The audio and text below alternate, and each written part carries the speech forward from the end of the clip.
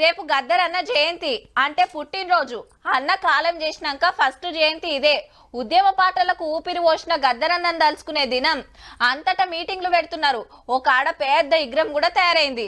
పాండ్రి ఆడికి పోయి చూద్దాము.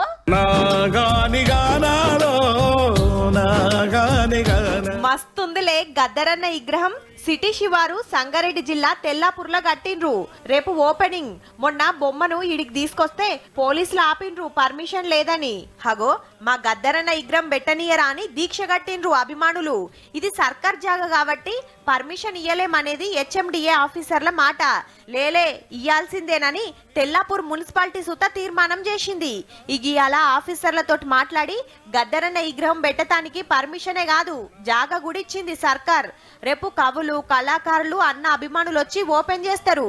అట్లనే రవీంద్ర భారతిలో పెట్టిన మీటింగ్ కు మంత్రులు కూడా రాబోతున్నారు. గరీబుల కోసం తెలంగాణ కోసం తన్లాడిన పెద్దన్నను 33 జిల్లాలల్లా ఎట్లా యాద్ చేసుకున్నారో మనం కూడా తీన్మార్లా చెప్పుకుందాం.